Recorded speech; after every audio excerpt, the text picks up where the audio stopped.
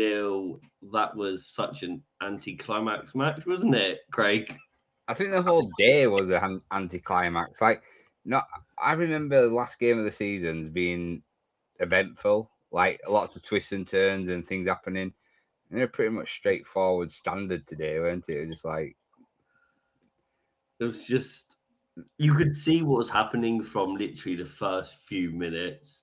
yeah, But we had chances. We could be buried. We could be dead and buried by half time, and that the amount of chances we created and not created in the sense Aronson running through. You had Metcho come off his shin. You had DCL, which the crossing 9 out of 10 times that's going in the back of the net. I mean, we can't really complain. Like we're safe at the end of the day, and I get that, but it was just the fact that you want to end with a win.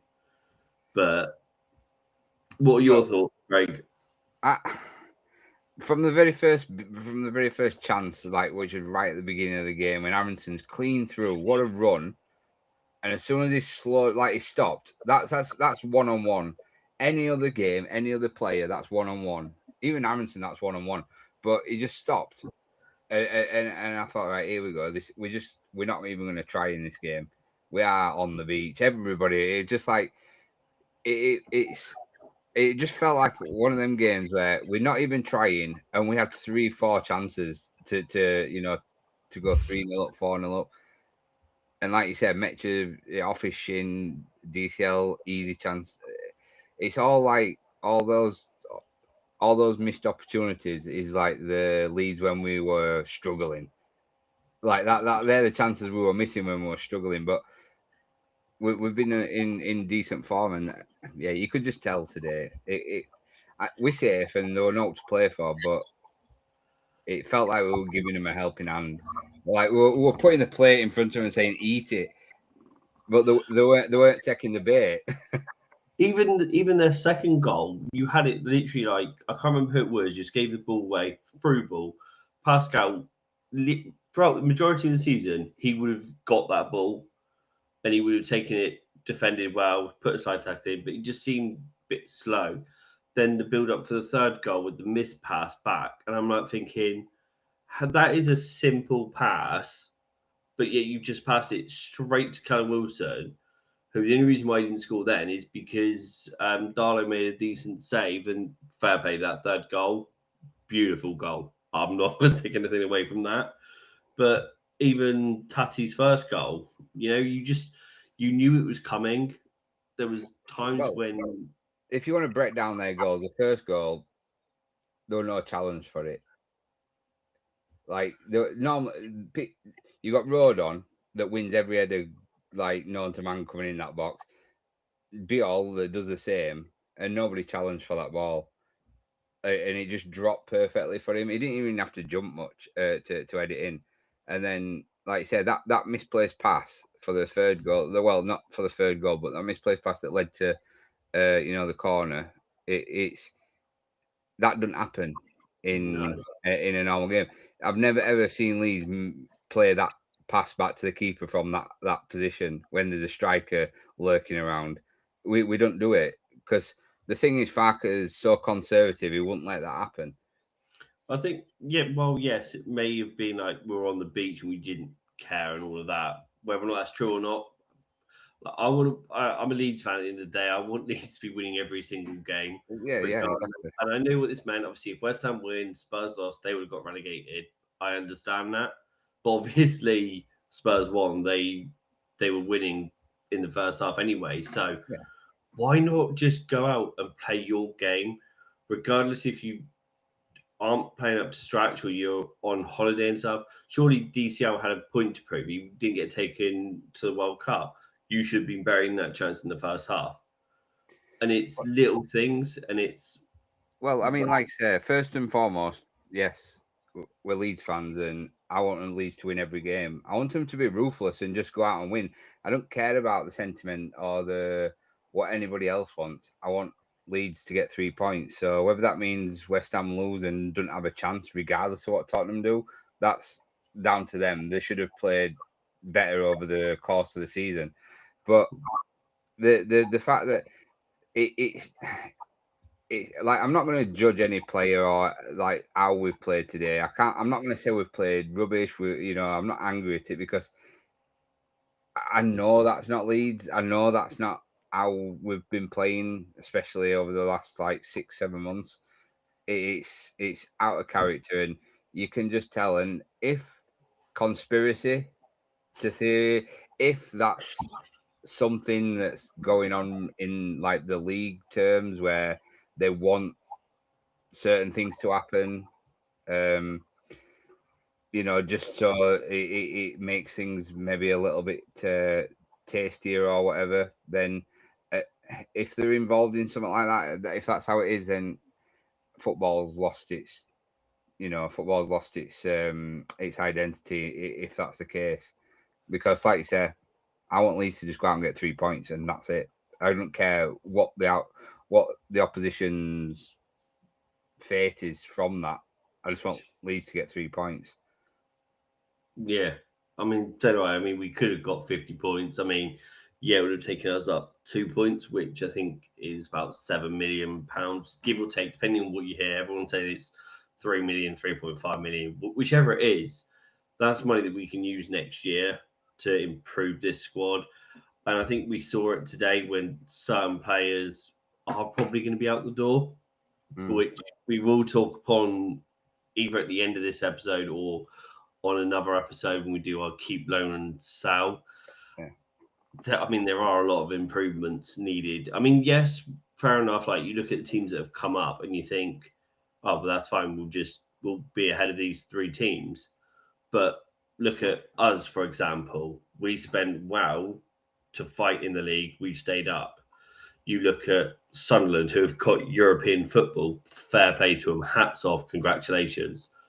So you see these teams like no offense, Spurs are going to do a lot better next season. I mean, you like to I say you like to think. We thought that last season at the beginning of this season because we thought that it was just a blip, but no, it's got. But like I said, I can't see Spurs being as bad next season.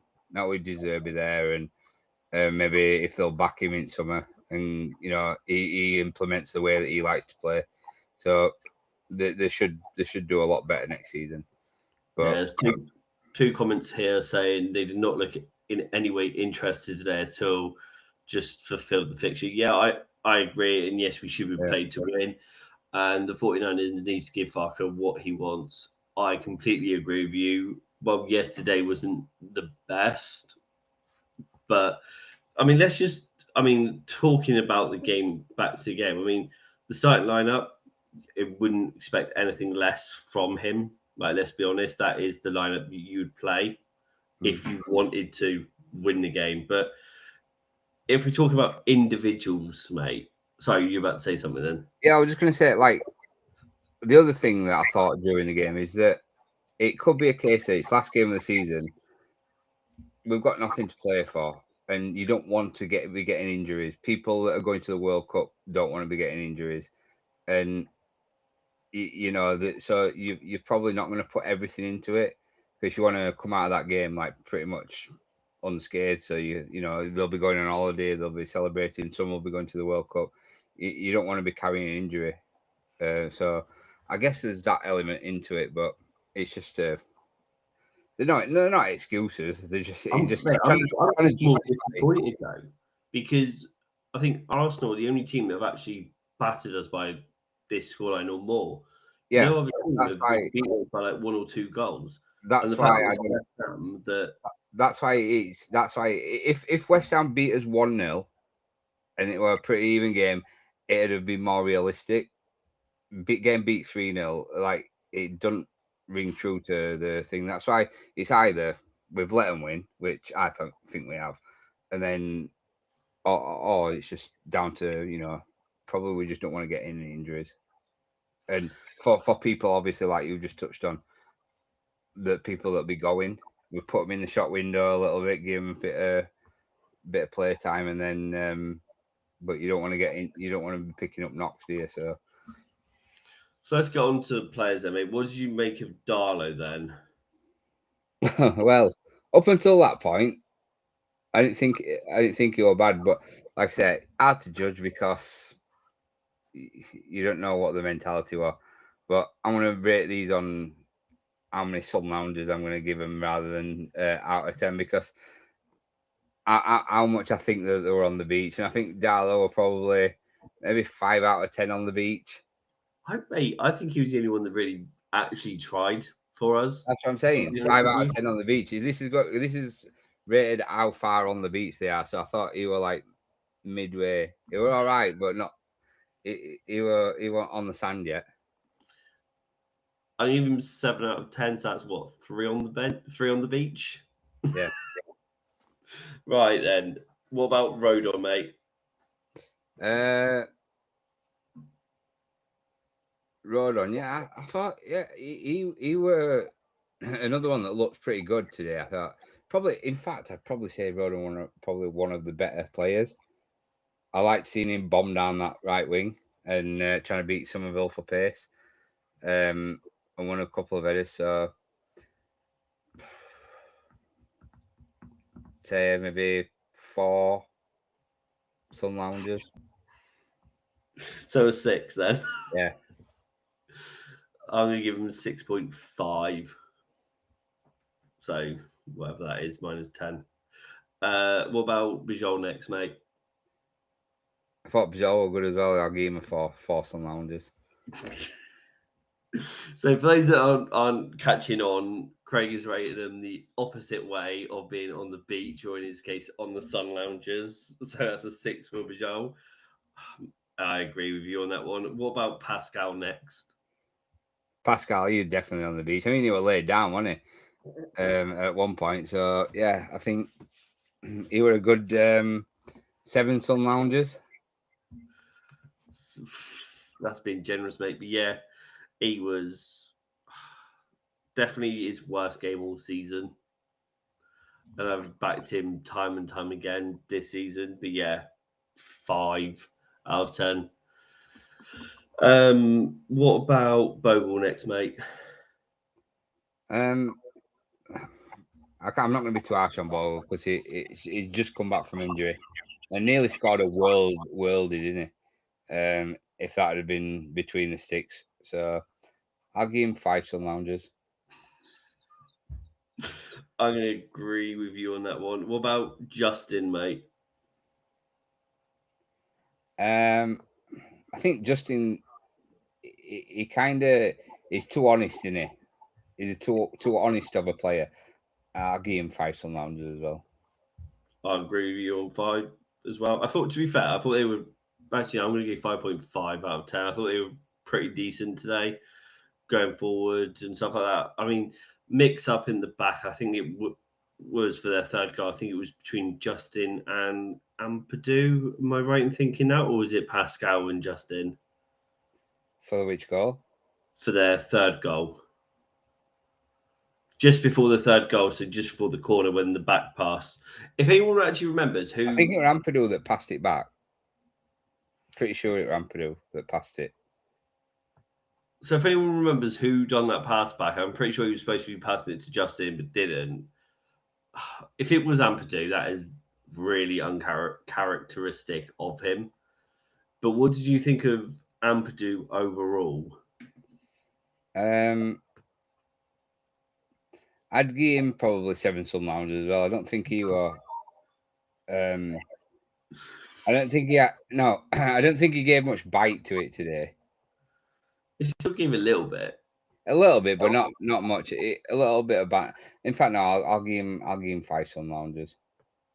It was half and half for me. I'm going to give him a 6 out of 10.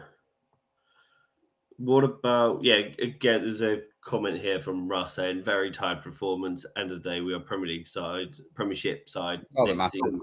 Yeah, exactly. We are. Let's go to Naka next, mate. What did you make of him before he came off?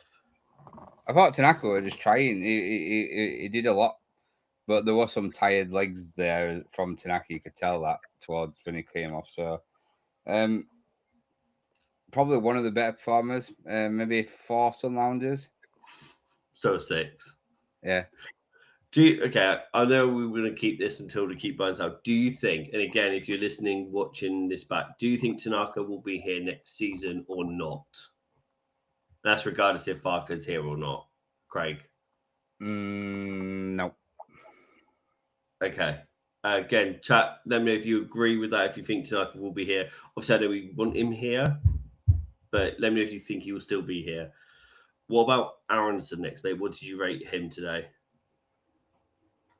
He definitely were on the beach. I think he's got like half his brain winning World Cup already, like in America. So I think I think a good 8 some loungers for him. I mean, I don't even know what to rate him because I say that's like the Aronson of old, like when he like runs at a defender but then doesn't know what to do with the ball afterwards. It gets to a certain point, it's like I can't run any further than this. I've got to pass back. Yeah. He had a shot that was okay, straight at goalkeeper, but anyone else with a bit more power, that's troubling the keeper. So it could have also played. It could have also played one of the DCL. yeah. He could have played them in. For me, that's what started it all. Though he was clean through 1-on-1, like, and he was way in front of the defenders. And I know he's got the pace to keep in front of the defenders and get a shot off, but he just stopped. Yeah. Again, you're entitled to how you feel and your opinion. We all see the game differently. I bark about this every week because just because I see a game in one way doesn't mean that it's the correct way or not. I don't know. Aronson 5.5 maybe. That's rating, not Sun Loungers like you, Craig. I say Metch. I mean, what is there to even say about him? Shin splinter. Yeah, but I thought overall the rest of his game went bad today. I thought like he put it on a plate for DCL. There were a couple of turns that he did well to get away from players. I'd probably say 6 on loungers. Yeah, David, we touched about Rodon and his not jumping, and same with Bijol. Neither of them jumped for that first header. I mean, if you watch back, in particular the second half, and I say most of the first half, you can just see how it was playing out. You could see what was going to happen with, like you say, Aronson's chance, DCS, which we'll touch upon in a minute. It all looked like it was just going to go one way. And whether or not this is like the Leeds of old, where yes, we get so far, we put all this pressure on, and then we just capitulate. But it wasn't like that. You could just see how the game was written and how it was going to end. If I'm being honest, I didn't expect a 3-0 loss. I expect maybe like 2, but you saw that chance that Tati had earlier where he was clean through basically. The defenders slid at the side of him. They didn't go across him, slid at the side of him. Right. So to make it look like they were going to make a challenge, but give him a opposite, and he completely fluffed it up. It's like, mate, it's took you like I think Farker must have had a word and go, look, with 67 minutes and they haven't scored yet.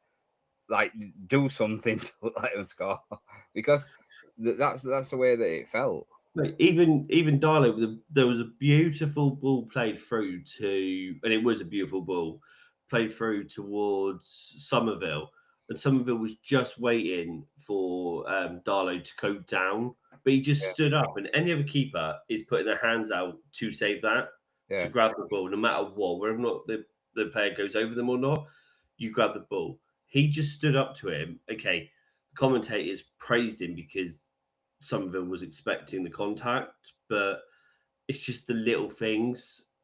And yeah, like Graham said, I was surprised and disappointed with him today. I feel like his normal position performance, but I understand many of them are carrying knocks.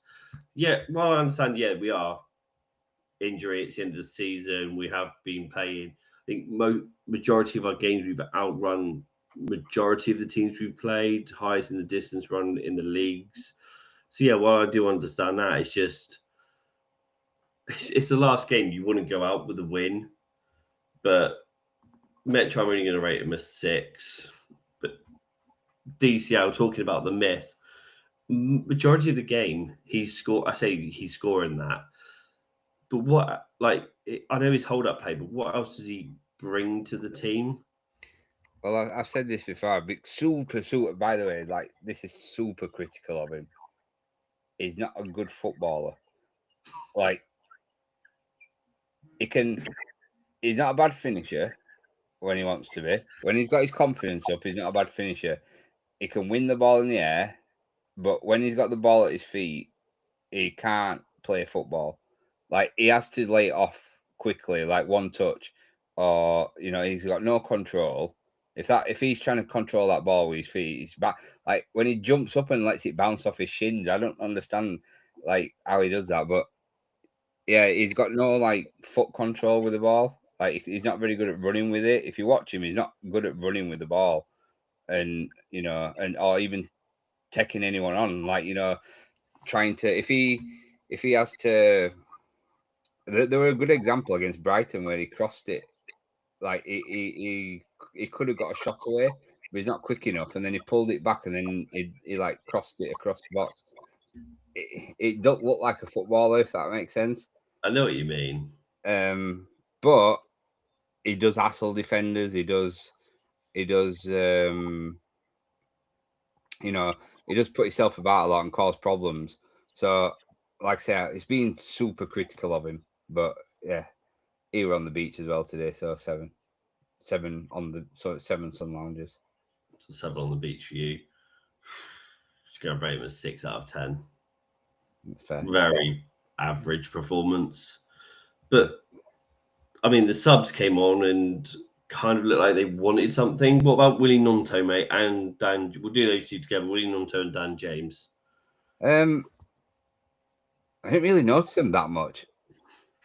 To be fair, I noticed Nonto give the ball away a couple of times, and I think I only remember one, like a cross from Dan James, that Meche headed awkwardly towards Perot. That's about all I can remember. I didn't even. Mate, if I'm being honest with you, I completely forgot James came on. I remember that cross because it was a good cross, and I thought Meche were going to go for it himself, but he didn't. He headed it towards Perot, and it was an awkward height for him. So, and then seeing Perot never head a ball again, please. And then I generally, if I'm being honest, if I'm being kind, if I'm being genuine, I don't think we see Perot in a Leeds shirt again. No, I don't. That's why I thought he played as much as what he did today. Yeah. When he came on, he did seem to try. Like that header, he tried his best to try and get that like a shot on target. And there was a shot, I think, a bit late. I don't know if it was before or after that, where he took it on his right foot and fired it across. It didn't go towards goal, like went on target, but he hit it with something. I think that was the most powerful shot from us all game. And so he was trying, but like I said, I don't think he's going to be here next season. I think I'm just going to rate Nonto, James, and Perot a 5 out of 10. Brennan Nonto, though, he came on, he actually looked like he wanted to show up for a change.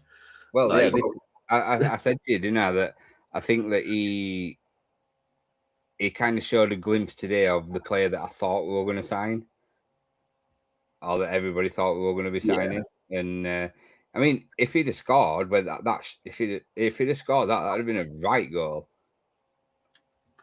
Yeah, I mean, I don't think he's going to be a player that we sign. I mean, maybe if he's a Farker player and Farker does see something in him, maybe we go back for a full season loan. But from what we've seen as fans, I'm inclined to say no, thank you. But I mean, someone's here saying, Mecha like Aronson, you can't understand how they got to be footballers, but every now and then, wow, nowhere near often though for Prem. I mean, I kind of agree with you, and as harsh as it is, looking at the lineup that was played today, I could easily name you 3 players like that I would improve on, maybe 4. Who do we keep? Who do we get rid of? And who do you both bring in to strengthen the squad? So we are going to do a full episode on the keep loan, sell, and maybe a couple of names we want to sign in. I mean, I put a picture of some free transfers on the Facebook page, and to be fair, majority of them I would snap your hands off for. I know wages and stuff like that, but just looking at the side, I'd improve on Aronson, Metcha, Pascal, Tanaka, DCL. What about you, Craig? Yeah, I think all the way through the middle of that team, you can make improvements, and out wide. Like I'm a bit more harsh than you though, because I feel that we need to improve to compete if we want to be. I know Sunderland. Right, I know.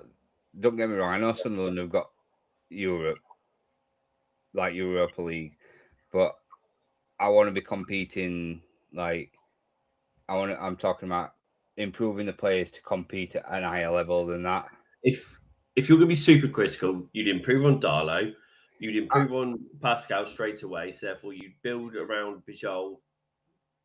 Rodon eventually, you'd improve on. Yeah. You'd improve on Bogle as much as I'd hate to say how much I do love The, Bogle. the only players in that team right now that I can see being there, say, if we don't sell them, like if they stay with us, that'll become a really good Prem players. It'd be like Gabby Goodmanson. I think he's a fantastic left back, and I think he'll just improve and improve once he gets more. Yeah. I think Ampadu will just improve, and I think Biol get better. I think Rodon might get better, but I think there's better defenders out there. I even think there's better defenders out there than Biol. Like, oh yeah, there are, and that's what I mean by I'm a bit super critical about it, because it's like these are I've got my sentimental ones that I want to keep, but I think we will, like, you've got to let them go. We need to improve. I think we need to, like, I'd even say, as good as Okafor has been, we need to get a better winger than Okafor. I'd keep him on. I don't mind him. I don't mind him for the bench, but we need to. That's what I mean. We need to be at the level where Okafor is our bench player, and that's where I feel we need to be when someone's like starting week in, week out that's better than him. DCL definitely. We need to improve up front. Tanaka, I unfortunately I love Tanaka, but I think he'll go because of the amount of money we bought him for and what we can sell him for, especially if he has a good World Cup. And I think that'll be the reasoning behind it. We'll get a good offer, we'll sell him, make a massive profit, which will help us spend more money. And I think the way I look at it, I think in terms of building the squad around next season, we've stayed up. So the main part is to either improve on it or still solidify ourselves in the Premier League. So you want to build your team around Bijol, Ampadu, Stack, Goodmanson. Are the main four you want to build your team around? Yeah, 100%. That's what I'd build my team around. Yeah, because new keeper. I don't even mind Bogle. I don't mind Bogle at right back. But we need a right winger. We need someone playing on that right hand side that's a really good quality right winger. It wouldn't be my first. When you look at it, would be the first area to build upon. Another centre mid that's actually going to compete. I'd ideally like to go for Fernandez from West Ham, but I think he'll go a little bit higher. Definitely other strikers.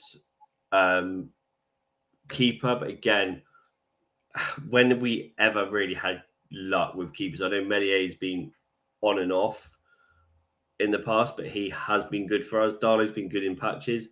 Do we offer him a new contract? Do we go for Perry and somebody else?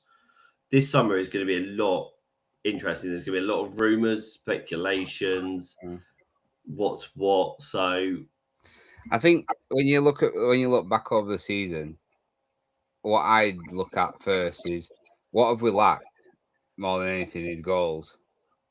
I think that's where we should start. Is the get a new if it means get a new three front players, a striker, a player that can play striker and just behind if he wants to change his formation every now and again, and your wide players get two new wide players attacking wide players that are good. I think that's where we need to start, because defensively we've proven that we can cut it with what we've got. And then if we've got outspared after we've splashed out on getting a good attacking part of it, then improve your midfield a little bit, improve your defence a bit, and do that. Because if we can keep Stack fit like next season, you got Ampadu, we just need another classy midfielder in there that can do the unlocking defences and what have you. But I feel we need goals. I feel we need a striker with a bit of pace. I feel that's all we've been missing. Yeah, I think. Well, we'll leave it there. We'll do like a whole review of all the players on the next episode. Keep buy and sell as well coming up. So we'll do those, and then we'll may do what we want and stuff like that. But we'll see what that happens nearer the time. But yeah, for now, guys, we will leave it there. Unless Craig, you'd like to add anything before we leave? No, let's just look forward to World Cup and a good transfer window next, and look forward to next season. See if we can finish higher than what we have this season. Yeah, we'll leave it there.